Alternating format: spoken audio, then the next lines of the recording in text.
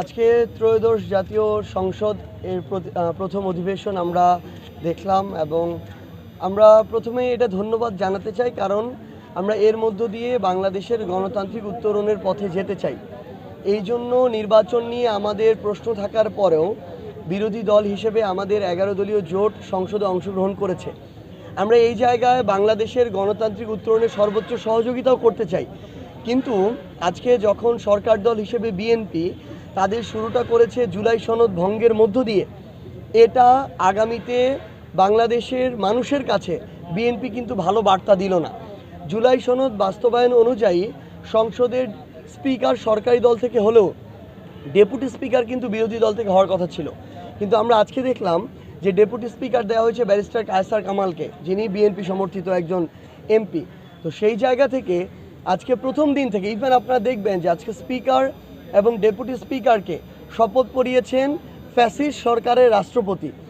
আমরা অন্তর্বর্তীকালীন সরকারের সময়ে আমাদের যে সীমাবদ্ধতাটা ছিল পরিবেশ পরিস্থিতির কারণে, এত দিন পরে একটা নির্বাচনেও যখন সেই ফ্যাসিস্ট সরকারের রাষ্ট্রপতির দ্বারা শপথ পড়ে আমাদের এই যে বিএনপি সরকার বা এই যে নতুন সরকার তারা তাদের কার্যক্রম শুরু করে, আবার তারা ওই পূর্বের যে স্বৈরাচারীর যে লেজ, সেই লেজ টেনে ধরে তারা এই সরকারের কার্যক্রম শুরু করলো, যেটা আমাদেরকে অত্যন্ত মর্মাহত করেছে।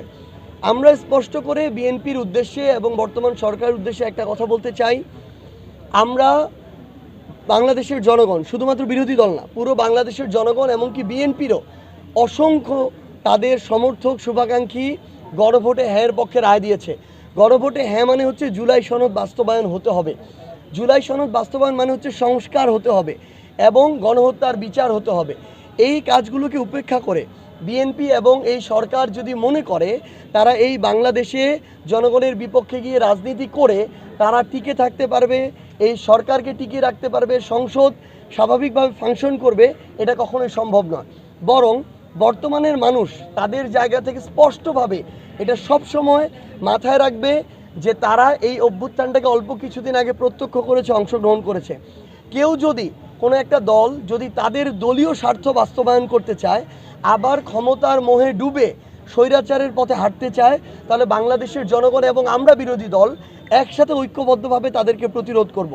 আমরা সংসদে প্রথমে আমাদের দ্বিমত জানিয়েছি, আমরা আমাদের জায়গা থেকে আমাদের ভালোভাবে এই প্রতিবাদটি জানাচ্ছি। আজকে আপনারা দেখে থাকবেন যে এনসিপির পক্ষ থেকে সংসদ ভবনের সামনেও এই প্রতিবাদটুকু জানানো হয়েছে। আমরা স্পষ্ট করে বলেছি আমরা রাষ্ট্রপতির এই প্রথম অধিবেশনে আমরা অভিশংসন চেয়েছি, কারণ এই রাষ্ট্রপতির হাত ধরে নতুন আরেকটা এই সরকার চলতে পারে না। তো এখন আমাদের এই রাষ্ট্রপতির অভিশংসন, জুলাই সনদের বাস্তবায়ন, গণহত্যার বিচার এবং আমাদের ভাই শরীফ ওসমান হাদি ভাইয়ের হত্যাকারীদেরকে ভারতে ধরা হয়েছে, দ্রুত সময়ে বাংলাদেশে নিয়ে এসে তাদের মৃত্যুদণ্ড কার্যকর করা, এই কাজগুলো যত দ্রুত এই সরকার করবে ততই এই সরকারের জন্য সেটা ভালো।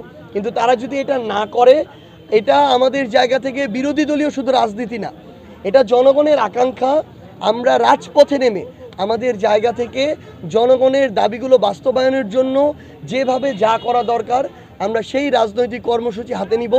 এবং আমরা এটুকু বলতে পারি যে আমাদের এই যে বিরোধী দলের যারা সংসদ সদস্য হিসেবে সংসদে গিয়েছেন, তারা জনগণের আকাঙ্ক্ষার বিপরীতে গিয়ে শুধুমাত্র একটা চেয়ারে বসে থাকার জন্য ওই সংসদে যান নাই।